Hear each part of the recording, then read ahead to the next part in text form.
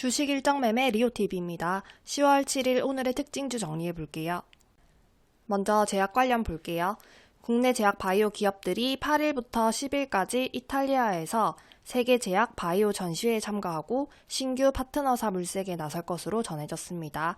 이 소식이 계속해서 이어지면서 오늘도 제약 관련주, 의료기기 관련주, 면역항암제 관련주 강세였네요. 노을의 이 제품은 FDA 승인 획득을 위한 절차를 진행 중이라고 합니다. 다음으로 디알텍은 삼성전자 관련 소식에 강세를 보였는데요.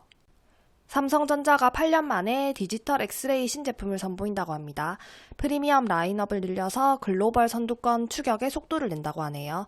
디알텍은 삼성전자에 디지털 엑스레이 ODM을 단독 공급한 바가 있습니다. 파버나인도 디알텍과 마찬가지로 삼성전자 관련한 내용이 부각되면서 반응이 있었습니다. 다음 앞타머 사이언스 역시 상한가를 기록했네요. 앞타머 사이언스는 혈액암을 대상으로 앞타머 약물 접합제 기술력을 보여주는 연구 데이터를 확보했다고 밝혔습니다.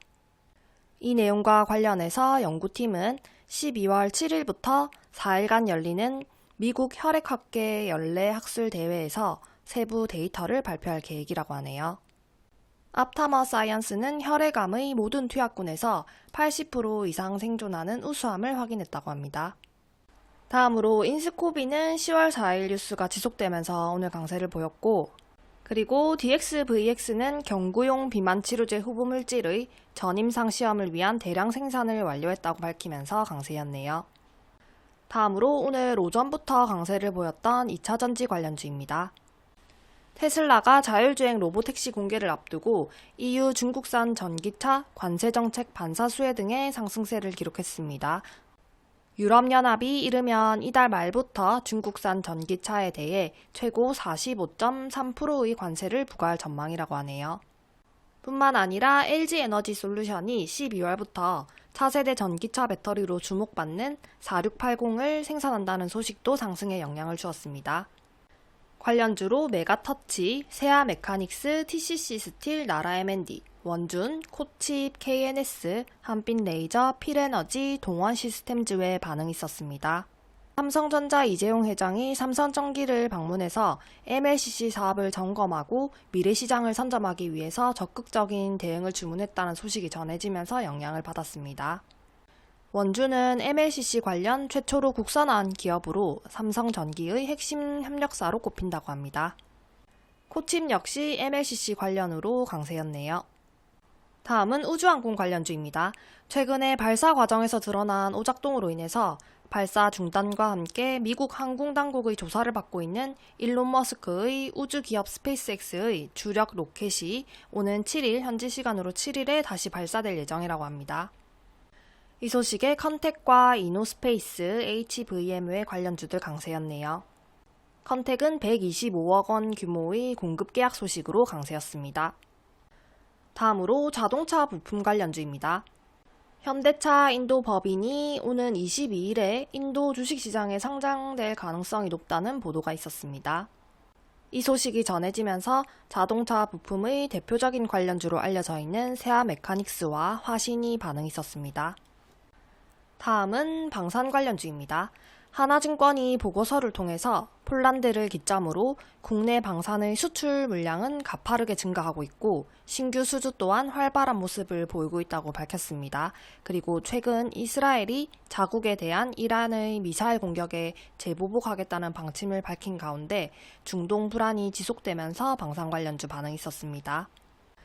관련주로 알파녹스, HVM, LIG 넥스원, 파이버프로 반응이 있었습니다.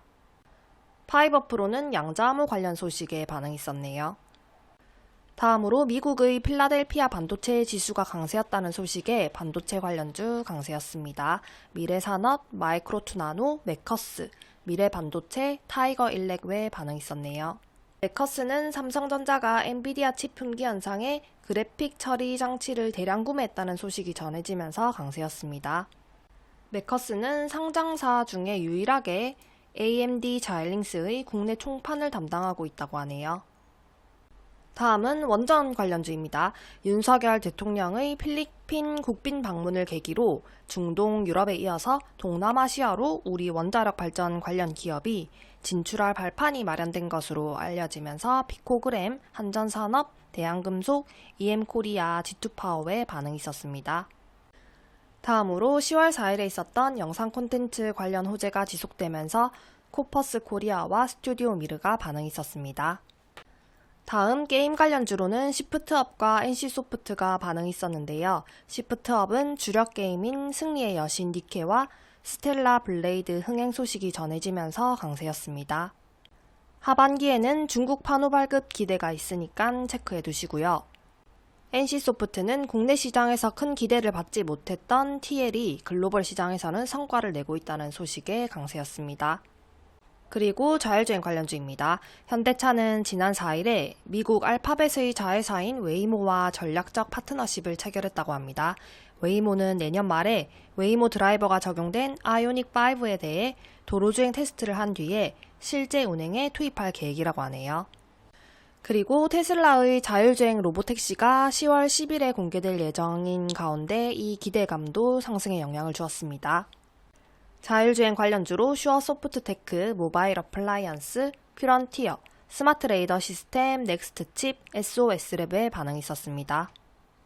다음으로 전선 관련주는 미국 정부가 신규 전력망에 약 2조 230억 5천만 원 규모의 투자 계획 발표가 이루어지면서 강세였는데요. 제일일렉트릭과 세명전기, 재룡산업, 환전산업의 반응이 있었습니다.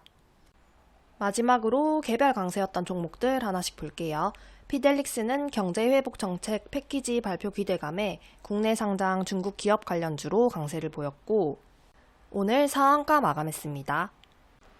다음으로 삼알미늄은 알루미늄 관세 소식에 강세를 보였고 C랩은 C랩이 출시한 GPU 관리 솔루션 아스트라고가 주목을 받으면서 강세였습니다.